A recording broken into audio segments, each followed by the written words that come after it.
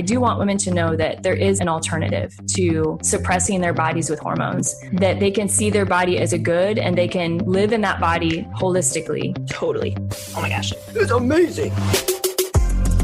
Join co-hosts Jamie Rocci and Teresa Kenny as they educate women about the beauty of the feminine design and empower women to take charge of their health. They're going to be so amazing. You're going to be so empowered by understanding your feminine genius and your hormone genius. I don't think I could live my whole life knowing this and not sharing it with anyone.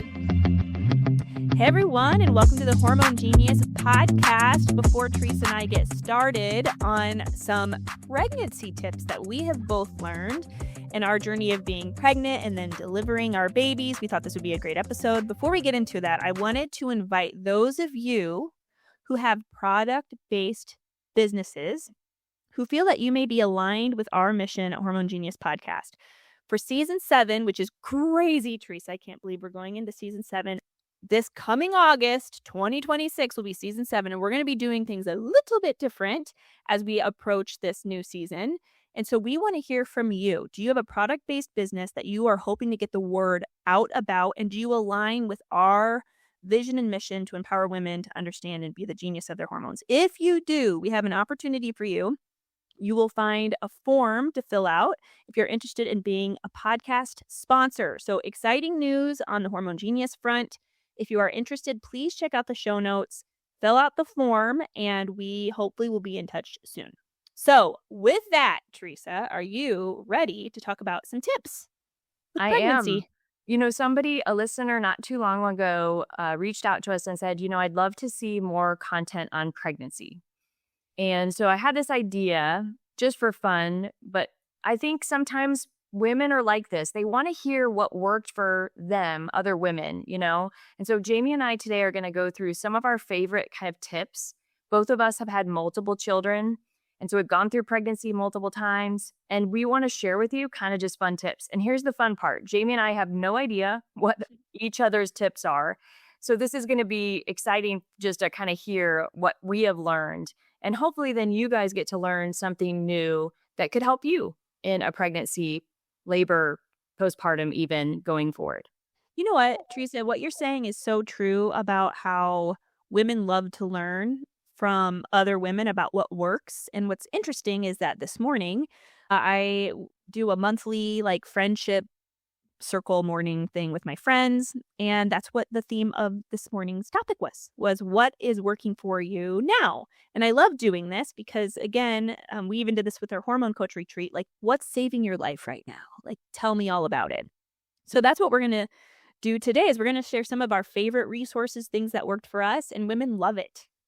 I always love episodes like that. So, Teresa, let's kick it off. What's your very first tip in no specific order that you would love to share with our listeners about pregnancy from your experience? Sure. So I'm going to start with kind of a just simple one, and then I'll move on to more kind of crazy ones, I feel like. So the simple one is in terms of women getting uncomfortable, I experienced number one, kind of like that towards the end when you get much bigger in pregnancy, when you turn over in bed, it can be really uncomfortable. I mean, you're uncomfortable sleeping. So, and this is not mind-blowing to people, I'm sure. Number one, make sure you put a pillow between your legs. I've actually had 2 patients recently where they were telling me they had hip pain, and maybe these weren't even pregnant people, but I was like, well, do you put a pillow between your legs? And they're like, no. And I'm like, how do people not put a pillow between their legs? I mean, the concept is to keep your knees apart, in a sense, aligned with your hips better so that you're not dysfunctional in that area. So that's really important. But I'm going to give a tip, particularly in pregnancy also, that was crazy to me. In my 8th pregnancy, I developed severe symphysis pubis pain. So there's actually a joint, a little piece of cartilage in your symphysis pubis bone, which is really right on above, or the lowest bone, kind of right where the top of your mons pubis is, basically. That's why they call it the pubic bone. And there's a little piece of cartilage that as you get more pregnant, and because of a hormone called relaxin, that joint can kind of slip a bit. And it feels like someone kicked you in the crotch, basically. And that I think I developed it in my 8th pregnancy because that baby was born in November, and all summer I wore flip-flops and just really like flat shoes. I have a discrepancy in my leg length, and I think it caused that dysfunction in the pubic bone. Anyway, it was really bad. And I remembered that I had got these kind of like insoles. They're called Walk Fit. I got them staying up super late at night, eating cereal at 3 a.m. I ordered these like Walk Fit insoles for my shoe, and I put those in my tennis shoe, and it was like a day later, it was healed. It was like gone. So, and I looked it up to see if there was any like clinical evidence behind it, and there really wasn't, but they did say that the leg discrepancy thing can be an issue. So I believe, and I tell this to my patients, I'll pull out my insole and even show them, because I still wear it because it protects me from plantar fasciitis as well, that balancing those legs, those hips basically with a stronger insole can really stabilize your pubic bone and your whole hip and pelvis area too. So it was like a miraculous cure. So, and what's it called? Walk Fit? Walk Fit. Yeah. They were like an infomercial, and they're like these pretty rubbery kind of hard insoles. They're not like a soft Dr. Scholl's or gel foam or anything like that. No, they're the legit kind of harder insoles for your feet. And so it does take a bit of time to get used to it. However, once you do get used to it, I think it can help a ton of problems. I know once I got onto it, my dad had a ton of knee hip problems. He started wearing them. It helped him a ton. So they're still out there. You can still order them. Not saying that's the only brand that you could use, but that's the only one I have experience with that actually like fixed my symphysis pubis dysfunction. Oh my gosh, Teresa, I have also had that pain, especially with my last pregnancy. I'm 100% sure you told me to buy those. I'm 100% sure. And that would have been earlier on in our podcasting life. So would you say it helped because you have like this uneven leg? Because if it's an even insole, doesn't it also still, your leg discrepancy wouldn't have been. So how did that work for you? The only thing I can imagine is just like, it's just stabilizing it. Like if you can imagine like you're walking in bare feet, you're just like a little bit more walking unevenly in your gait because of the discrepancy. And obviously the discrepancies aren't usually that much. We're talking probably millimeters. Yeah. But just the stabilization, I think, just caused that pain to go away. Oh, my goodness. Okay, that's good to know because I actually have been experiencing hip pain. I'm not pregnant right now. But I should put those in again because I did end up buying them. Okay. I think I was so close to delivering that I don't know if I actually ever put them in. Okay, that is so good. All right. So along the same lines of, or as the pillow between the legs, every time I was pregnant, I'd always see, on commercials, or I'd hear my friends talk about this big body pillow thing. And it's like a big like S looking shape. And definitely the pillow between the legs, but I had a friend that gave me her pillow. I loved the whole shebang. And what I really loved was the one that wrapped around. So it almost supported the back of your neck, like head sort of thing. So that when you're on your side, I wasn't always like on my side with my ear up like to the ceiling. I'd always kind of be tilted back because that helped me. Like I could just lean back into the back of it. I don't know how to explain it. So that changed my sleep it was incredible. It made such a difference. And I cannot believe I did not sleep with one of those pillows in every pregnancy. So I just wanted to say, yes, that is so good. Yes. Teresa, my experience personally, especially with my first, was when I first found out I was pregnant, it feels like, and it was very exciting to me and my husband, but it feels like, there's this very incredible thing that's happening and you know about it, but the rest of the world doesn't. Mm-hmm. You go to the doctor, to the OB-GYN, and because in my insides, I'm celebrating hardcore, like there's like a big party going on. When I go to the doctor, it's almost like I wanted them to also celebrate as much as I was and be really serious about, wow, I can't believe you're pregnant. This is exciting news and this and that. And I thought I was going to get tips about what to eat, how to move. I thought I was going to get an ultrasound maybe right away. I thought something was going to happen like that very first appointment. But no, personally what happened was I didn't get that celebration sort of thing. Everyone was nice. But you think about it every single day. This, like, I'm their patient. Like, I'm just the normal patient. So they just see this every day. But I was kind of like really bummed when I had gone. And so it's interesting and also like my big appointment was week 12 or 13. So I'm like, you're telling me my first whole trimester, it's just me at home, like trying to figure this out with no guidance. So to kind of wrap this one up, Teresa, that's one reason why when I founded Guiding Star Cedar Valley, a nonprofit women's healthcare center, you better believe that when a woman comes in, she is pregnant, she gets a present. Every single trimester, there is a present. We make a big deal, love bomb. Oh my gosh, you're pregnant. This is so exciting. Like, what are your questions? How can we prepare you? This is a big part of Guiding Star Cedar Valley in my town because of my experience with my very first pregnancy. Do you hear that sometimes? No, that's really great. I don't even remember kind of the experience that I had, but I agree with you, Jamie. I mean, and maybe it's people just being careful. I don't know. There are people sometimes who maybe aren't super excited they're pregnant and they're just trying to be sensitive to that. But so as a healthcare professional, when I walk in, I think I gauge that a little bit first. But then once I know that the patient is like super excited, yes, I make it that this is the greatest thing and they should be so excited and we're going to help them and give them all the support. So I totally agree, Jamie. So, but maybe people, unlike me, maybe they don't gauge it and then do that. They just kind of stay in that more like, well, we just don't know for sure how excited you are. So we don't want to like blow it either way. Right. So I don't know. That's just kind of came to my brain. Right. With that.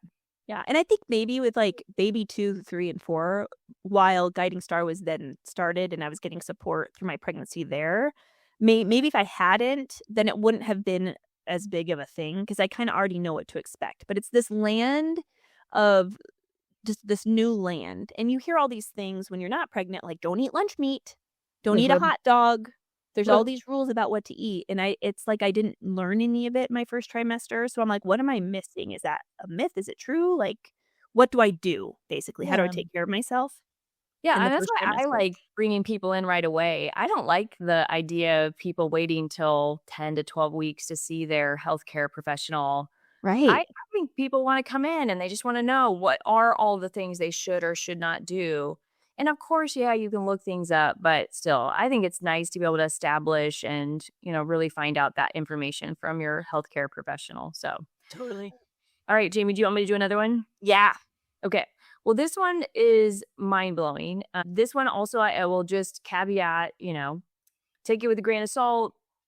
Don't try this yourself necessarily without consulting your medical professional. But I will tell you, I have had experience with this, not necessarily in my own pregnancy. This is one that's just kind of fun pregnancy tip thing. And it got brought to my attention yesterday because a patient of mine called to ask about this tip. Okay. And it's called moxibustion. So I don't know if people know that it's called moxibustion, but people might hear if your baby is breech that there are ways that maybe you can turn the baby. And for years, I have known about this thing called moxibustion. In fact, I had a best friend who she was going to a family doctor and he was a little bit more like a midwife. And she had a breech baby that she needed to have turned quickly because she was going to be induced. And she put a hairdryer on the bottom of her feet based on the instruction of her doctor on the ball of her pinky toe. You can look this up. It's called moxibustion. It's clinically studied. In fact, there was a meta-analysis done in 2023 on it. And it can be done with like a professional that does actual moxibustion with it looks like a cigar stick, but it's based in the principles of acupuncture and acupressure, and they use heat. So that's where the hairdryer comes in. So you put heat with the hairdryer on the bottom of the ball of your pinky toe. So it's like, if this is my foot, I'm holding it up to you, it's the ball side down here below. So not the toe, not the tip of the toe. She's saying itself, like right at the... Right. At the part that hits the ground, basically, of your toe.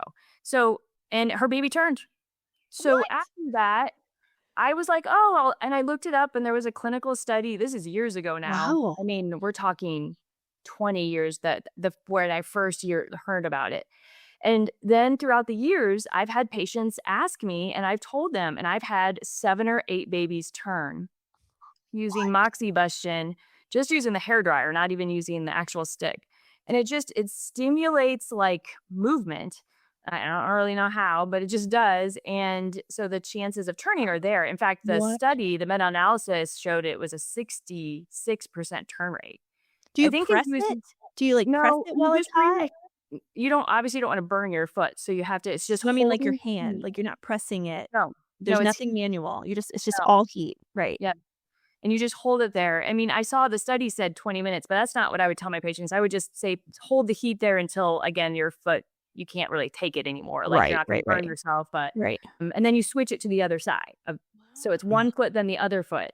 And like I said, I've had all these, and I used to keep a list of these patients, and I don't do as much OB kind of care anymore. I don't, deliver babies, but I used to work with OBs. Anyway, it's super fun. You can look it up, but like I said, don't try it without your healthcare professional's advice. It's just a really crazy pregnancy tip that nobody really knows about, but actually, again, they've studied it. I mean, there is full-on clinical, like randomized controlled trials with it, and again, there's a recent meta-analysis that you can look at if you're curious. It's moxibustion. What? It's more of like the fact that I had experience with babies actually turning and moms being super happy that they didn't have to have a C-section because of that. I mean, can you imagine? It's a big deal. No. I mean, something so simple.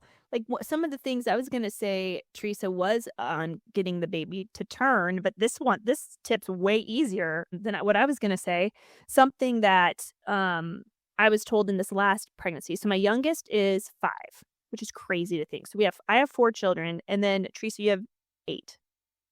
And so just so you know I'm not sure if our listeners remember that part. So I just wanted to let you guys know. But anyway, with Miriam, she definitely was turned. She was laying like a cradled baby, with her butt facing down, basically. And so they said, do not lean back. So if you're watching a show, don't just kind of make sure you're at kind of like a 90-degree angle when you sit. Don't make your body a slant in a way when you're sitting. And again, I'm saying this is close to delivery. So try to sit upright. Also, bouncing on a exercise ball is smart, and moving your hips around and making kind of a circular motions with your hips. But also the thing that I think worked the most, because I did end up getting Miriam to turn and making sure she was head down. Everything was great with her delivery. Curb walking. And for whatever reason, I didn't know that until my last baby. Curb walking. So what does that mean? It means you're not trying to balance on the curb like a tightrope or balance beam. You're literally, when you walk down the street and you're trying to get things going, or just in the last trimester, making sure that the baby can be head down, you're walking with one foot up on the curb and then one foot down. So it's like you're teeter-tottering. And then you switch sides so that you get both. So anyway, every time a woman's pregnant, we say, do curb walking and make sure you get an exercise ball. But this moxie, whatever you said, what's it called? Moxibustion? Mm-hmm. We should make a shirt that just says that. With then a foot on the back and be like, what does this mean? Trivia. Conversation starter, moxibustion foot. What does that mean? Oh, that'd be so funny. Yeah. So anyway, that's a tip. It's just the whole, you know what I mean? Because you've heard that before. Walking's great. I mean, walking actually augments labor. They say, you'll shorten your labor by a certain percentage just by walking. So, curb walking, yes, is something for the baby to turn. And just remember, usually you're not doing this until at least 33 weeks, any of these kind of things. And there's all sorts of other kind of spinning baby moves. Mm-hmm. But I think the moxibustion is the most fascinating, obviously. Totally. Yeah. Totally. It makes me think of the podcast we just did, not because it's related fully, but the one we just did with Jess Reynolds on hyperemesis gravidarum, which is a great episode. So that's a great pregnancy. If you suffer with nausea in pregnancy, especially severe, please listen to that. That was so Big good. Time. Yeah. But I remember, still think about that episode. I still think about it. Yeah. I know. And I just think now every person that I know that suffers from that, I'll be like, hey, please listen to this. It's such a resource. So 100%. I'm so excited that we have that. Right. And then just because I didn't get a ton nauseous, it wasn't a big problem, but this is a little tip. And it's more just that I loved it so much in terms of what helped my nausea is I would wake up And of course, eating protein we hear is good. And especially with nausea, eating protein because it keeps your blood sugar balanced, especially right away in the morning, is really important. My favorite shake, and this was back when I feel like there was only a few yogurts. There wasn't like all the fancy yogurts we have now. There was Dannon yogurt. And Dannon came out with a coffee flavored yogurt. Oh. And I would take the coffee yogurt and put it in a blender with ice, a half a banana, a scoop of peanut butter, and a scoop of chocolate protein powder, and blend that up. And it was to die for. I mean, that sounds awesome. It was like a mocha, with the peanut butter and the banana and that coffee yogurt. And they don't make that flavor Dannon. I don't even know if Dannon even exists, yogurt. I'm not a big yogurt person, but Chobani I saw does have a coffee yogurt. So if you want a good protein shake, I know it's not like super low calorie or, there's probably a lot of calories in it, but the banana, and you can do it your own way. You don't have to add the banana. You wouldn't even have to add the protein, or the peanut butter. But of course, it's good protein. Yeah. So that was my favorite, and it always curbed my nausea right away. Like I would wake up, have that shake, and I just felt better, and just my blood sugar stability was good. Yeah, that's so good. I remember learning about how important protein intake was when I was doing Bradley classes.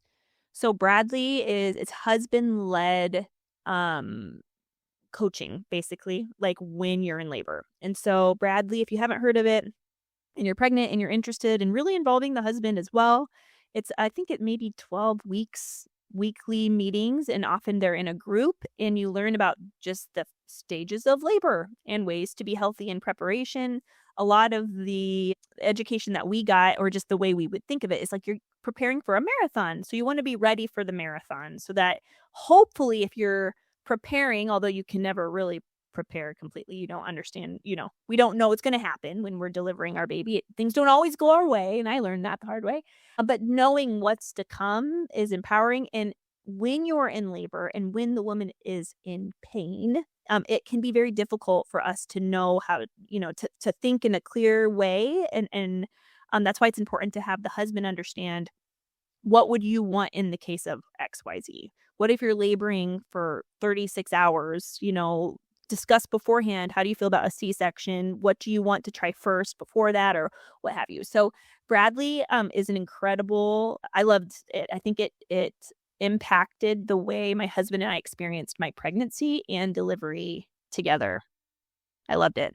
That's awesome. I've always heard Bradley is good. And I think my daughter and her husband went through that, just recently had a baby, and I got to be there during the labor, and he was heavily involved, and it was a beautiful kind of thing to experience and watch. And I did not take Bradley myself. So, not that, my labors were great in a lot of ways. But speaking of labor and delivery, one tip, and this is just a real quick one, is I truly believe if you're someone I was someone that I like to everybody draws inward, I think, in labor. And especially if you're going to do it without pain control, like an epidural, which I did most of my deliveries with no pain control, like from a medication standpoint, I would draw inward. And for me, I didn't really like moving a lot. I didn't like walking once I was especially in intense labor. So I would be in bed. And I know that's, not always great, but what I would do is almost every contraction flip side to side. Oh. And what I found is, after having multiple babies, that flipping from side to side, even every contraction or at least every 2 contractions, really helped. The baby has to find its way down the passageway, and there's particular little things it has to do in turning and twisting and getting under your pelvis and through that pubic bone area. And the turning really was helpful, to the point where I felt like it just absolutely, I could feel the baby shift and move down quickly. Genius. And so that helps somebody out there, and then again, there's something called the peanut, and this is newer because it wasn't when I was having my babies, but it's all like a big pillow, but it's like a rubber ball, like an exercise ball, but it's shaped in a peanut shape that you can put between your legs. And that would be helpful, I think, too, as well as the turning side to side in terms of a technique. Great. That's a great tip. I can imagine really loving that one. One book suggestion I was given with, again, this last pregnancy, since it's most recent in my mind, I was week 38, and I'm like, I've done this enough times. I don't need to, I know what's coming, sort of thing. But this last pregnancy, this last delivery, the doula that we hired, which also we hired a doula and who I loved. I mean, there was something to it because I had a goal. So in the past, my very first delivery, I had an epidural. I was like the girl that had the 4 bag and I was never progressing, and they kept giving me Pitocin, higher, no epidural, got me to the max that you can give a person, and I still had no epidural, and they couldn't figure out why I wasn't progressing because my water had quote unquote broken. But there was a 4 bag, and then once they opened the 4 bag, then I felt like Bella from Twilight when she was having her baby. And when people watch that movie, you know, there's like warning, like if you have epilepsy, don't watch the scene where she's delivering, because that's what it felt like to me when I had all that Pitocin in my body. And then finally they broke the 4 bag. It was crazy. Anyway, so that was different. But with kid 2 and 3, I didn't have an epidural and I wanted to kind of try to manage through it. But with kid number 4, I really wanted to go into a natural labor. I'd always been induced by a prostaglandin gel, actually. And so with this last baby of my doula's like, read Ina May's Guide to Childbirth. Ina May. Do you know who Ina May is, Teresa? Okay. So she's like a pioneer. When I see pioneer, like she actually might be kind of pioneer-y, but she's very like crunchy, lives in the mountains. She has like what they call the farm, and she's a midwife, and some of her strategies are a little interesting, and I can't say I'm quite comfortable, but a lot of what she shared I used in kid number 4, and a lot of it was, as much as you want to go, this hurts. Teresa, you said you went inward. I never went inward with my other ones. With kid number 4, I'm like, okay, I'm bringing this in and I'm letting myself feel it. I'm not going to fight it. And I'm going to visualize the baby coming down. And I'm going to try to relax my pelvis as much as physically possible.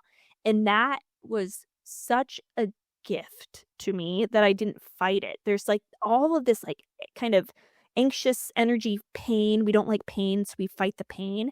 When we do that, we stall out. I mean, I did in my other deliveries. So with this one, the last one, I just let my body feel it, that I tried to relax and breathe through as much as possible. And the experience of kid number 4's delivery was the most empowering delivery I've ever had, because I allowed everything to come to me. And also I would labor in water, which I loved. I've done that always, but I feel like as whatever you can do to relax your body, it makes such a difference in your experience. Yeah. Did you notice that too with you, Teresa? Oh yeah, absolutely. And it's so hard to do. That's It's the problem. so hard. It's the opposite of what you want to do. And so a couple of things that, you know, they'll talk about, because adrenaline, which comes from that kind of screaming, like you're saying, like all of that pushes out adrenaline, and that suppresses oxytocin. That's why there is this, don't do that, because like you don't want to suppress the oxytocin, which is helping your baby kind of move down. Mm-hmm. And that's why they also say to make low noises, like low voice noises, like deep groans, you could say, and low kind of humming noises, because that also kind of brings like those adrenaline levels down. And then they'd say actually darkness. And Yes. like naturally, like back in probably thousands of years ago, women would go away into the woods, into the dark, and like be alone while they gave birth, because that's kind of like intuitively what a woman's body is meant to do. But we need to know this. And I'm sure back then they shared that with their daughters and granddaughters, you know, like, okay, labor's coming. This is what you need to do. I mean, I'm thankful for modern technology. Believe me, I would not want to give birth in the woods, but it's just interesting. We do need to go back to our roots in a sense on some things that were intuitive and natural to pregnancy and delivery, and to listen to our bodies. And I think there is almost a kind of a going back to that right now. I think in our culture is like going back to the natural in every way. So I think this is something, kind of talking about this is very timely. Totally. Something that helped me understand that guttural, like, groaning thing. Because I'd hear that before, and I'm like, I don't understand for whatever reason. But when I read the Ina May book, she's like, literally think about what a cow sounds like when it moves. Think about that. Like literally that might be kind of weird. But that's what I envisioned. I was like, okay, a cow makes this noise and I would make that noise. And the delivering physician, he was like, whoa, Jamie, because he delivered the 3 younger kids. And he's like, this was completely different for you. Like he's like, this was different. As in like, whoa, this was a very calming. And, I remember when he delivered my second, I kept screaming, Jesus, Mary, and Joseph. Jesus, Mary, and Joseph. Like over and over again, screaming, Jesus, Mary, and Joseph. So anyway, I didn't do that the last time. Not to say that that's wrong. I mean, that's a great thing to say. Yeah. I'm sure people, I could have said much worse, and there's no judgment. Believe me. Yes, totally. No judgment. It is hard out of that mouth. Well, Jamie, I should pause this just for a second to do the sponsorship. We Heart Nutrition, in speaking of pregnancy, they have incredible pregnancy support with their supplements that are incredibly bioavailable. I saw recently, their prenatal vitamin has everything in it except iron, but they have a wholesome iron supplement to go with it. And they do that for a very particular reason, because they know not everybody needs the same amount of iron in pregnancy, and to also help it absorb separately, I think, too. But they have a lot of postpartum, supplements, immunity supplements, probiotics. You really should check them out. We Heart Nutrition. We have a code GENIUS to get, I think it's 20% off your order. And then we just want to also talk about our perimenopause program. Probably not something where pregnancy is necessarily super related, but there are some women still having babies in perimenopause. It does happen. And there's a lot of just lifestyle things in our perimenopause program that would support everybody at every age in terms of getting enough protein and what's the strategy with that in terms of hormones and replacement of hormones in perimenopause, which does happen. All of the things that you want to know about perimenopause, Jamie and I really thought very, very deeply about really what should be in this program. You can check it out at our website, www.hormonegenius.com. It is right at the top in a banner. You can click right on it. And if you haven't already, we haven't talked about my book, The Happy Girl's Guide to Being Whole. Recently, I had a friend of mine, she bought 4 of them for graduation gifts. When you listen to this, graduation might not be relevant, but it is such a great gift for any young woman in your life, high school, particularly college age, because women in college, they finally get it. They're hungry for this information that they didn't learn when they were younger. And so if you know of a woman in your life, please consider getting her The Happy Girl's Guide to Being Whole. It's on Amazon. It has almost everything that I would want to sit down and talk to your daughter about in terms of her cycles, her hormones, again, lifestyle things. There's just so much in it. So I'm very grateful that it's out there, published by Lumen Press. So check that out. All right, Jamie, I'm going to give one more labor tip here. And actually, this is something really unique and fun, also clinically studied, but again, not really well known in the United States and generally not recommended. So medical caveat, check with your doctor on this recommendation, but it worked for me and I had my daughter do it as well. And it is about ripening kind of that cervix and helping your labor go smoother. I mean, everybody, especially who's having their first baby, knows that sometimes people don't progress well, as you said, Jamie, too, in your experience. This trick is called evening primrose oil. Evening primrose oil. I use this with at least 4 or 5 of my pregnancies. And you, in the last week of pregnancy, kind of that 38 to 39 weeks, you can insert 1 gram, 1,000 milligrams in the vagina. So you stick it up in the vagina at bedtime. And it will softly ripen the cervix. It doesn't put people straight into labor. It's not going to cause anything like that. It softens the cervix. And they've clinically studied it to show that it increases something called the Bishop score. And the Bishop score kind of is this score they give women that tells them where they're starting out in labor and what the chances then of them having a normal progression to a full delivery are. And it increases your ability to augment then that Bishop score, which allows for the likelihood of a healthy, safe vaginal delivery. And I also thought about it, Jamie, as coating this beautiful evening primrose oil as an oil.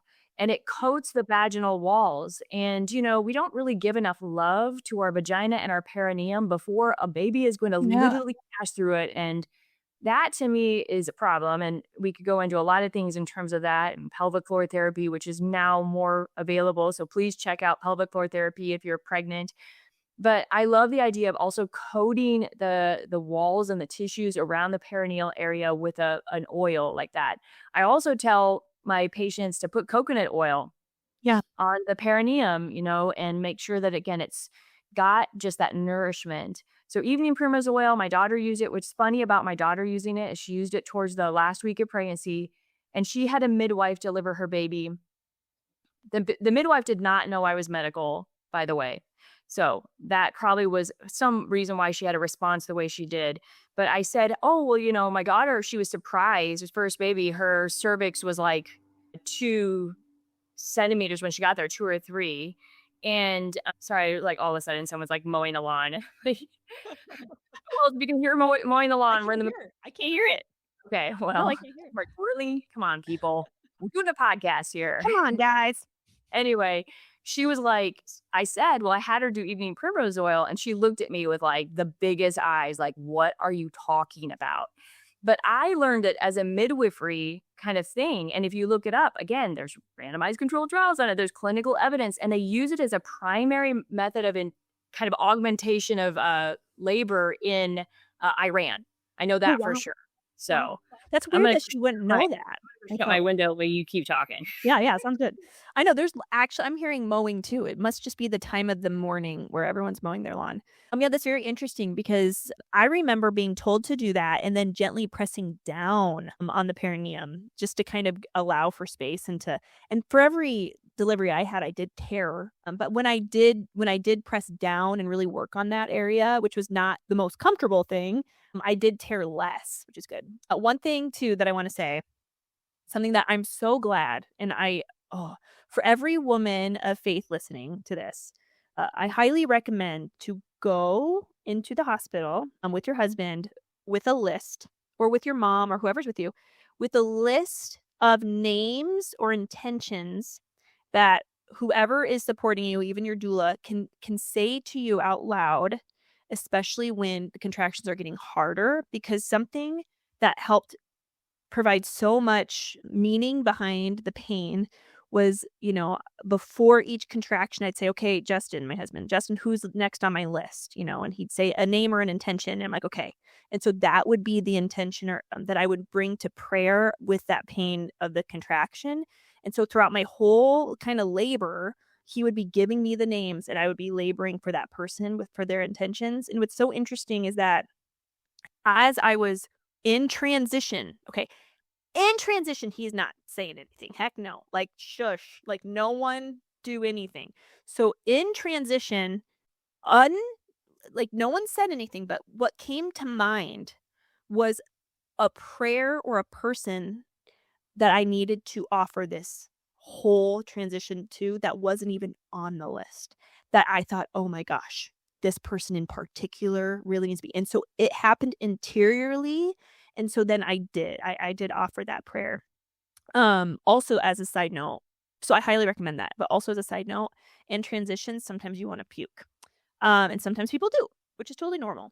But speaking of oil, I brought peppermint oil, and I had my doula put it right up to my nose, because I was on all fours, right up to my nose when I'm like, I gotta puke. And she's like, I'll get the oil. So she brought it up to my nose and I breathed it in. I did not. It literally did. And I mean, shortly after I delivered. So who knows if I maybe would have vomited, who knows, but it did help. Like I didn't end up puking, and it did help me. So that's just a tip that kind of came to pass in that moment. She was prepared.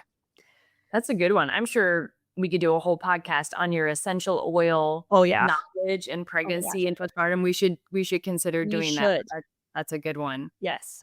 I love essential oils, but just recently in my life, they're making a major comeback, like in a whole new way. So we could definitely kind of do a revisit. Okay, one more thing I got to say, Teresa. I'm so sorry. I was thinking about, if women are listening this far, we haven't triggered them. Maybe we have, though, and you're still listening. But I do want to say, for the woman who was pregnant and maybe lost her baby, or the woman who had high hopes for her delivery and it didn't go the way she wanted it to, and she feels a sense of shame or a sense of disappointment, frustration, despair, whatever those feelings are, I just want to say, we see you. I'm sure, Teresa, in some of your deliveries, they didn't go the way you wanted them to. And I know for me, definitely the first was really hard, because I had all these goals and it didn't go the way I wanted to. And it's interesting how shameful I felt, which I think is a very sad thing in this world that women have to shoulder. They don't have to, but that happens, where we end up shouldering that shame along with the hormone changes and everything else that's happening to us at the time. So if you struggle, or if you've always needed an epidural and you really wish you didn't, but it's okay. Your story is your story. We learn from our stories. We learn how to minister to others through our stories, generationally, whatever, whether it was a good story, a hard story. So I just want to say we see you in that space. And I just wanted to kind of give a little shout out just then, Teresa, to that before we wrap up. Yeah, as we're wrapping up, it makes me think of, I always kind of likened pregnancy and delivery in the Christian faith as like the passion headed towards the resurrection. Like there is such a suffering, and as you said, it's redemptive in that we can offer it up really as we offer prayers to, and if it's not the Christian faith, but whatever you offer to. But for us, the Christian faith is such a beautiful way to connect pregnancy and delivery to this redemptive suffering. And I, like you, Jamie, would often think of people that I needed to pray for. And it just made it more meaningful. And you're able to get through it, to have that meaning applied to it. And there isn't always a resurrection. We know that. We know that is only promised to us 100% at the very end of our lives for those of us who believe in our faith and the Christian life. So I just love that you said that, Jamie, and it is true. One of my tips actually was going to be careful of birth plans, not that birth plans are bad, but remember that pregnancy, although we can control many things, there's lack of control too, and there has to be kind of a flexibility in that. And so just making sure that at least you aren't like super rigidly attached to a birth plan, and know that there can be things that you need to be flexible with and adjust to. That just happens. So if you're out there and it's your first baby, just remember that. But yeah, Jamie, this has been fun. And crazy enough, I thought it might be the neighbor that turned the lawnmower on. No, it's my husband. My husband too. Seriously. We will have words. Our husbands are mowing. Rude. Yes. I'm like, don't you know I do the Hormone Genius podcast at this time? Come on. All right. But anyway, Jamie, this was fun. And I hope we'll get to do another pregnancy one soon. And we hope to see you real soon on the Hormone Genius podcast. Thanks for listening. Thanks for listening to the Hormone Genius Podcast. Please remember to share our podcast with your friends and family, and also follow us on social media. If you were not aware, we have a YouTube channel. So if you could like and subscribe to our YouTube channel to stay in the loop with all of our latest episodes, we would appreciate that. Thank you so much for your support. We are excited to journey alongside you as you discover the beauty and the genius of your hormones.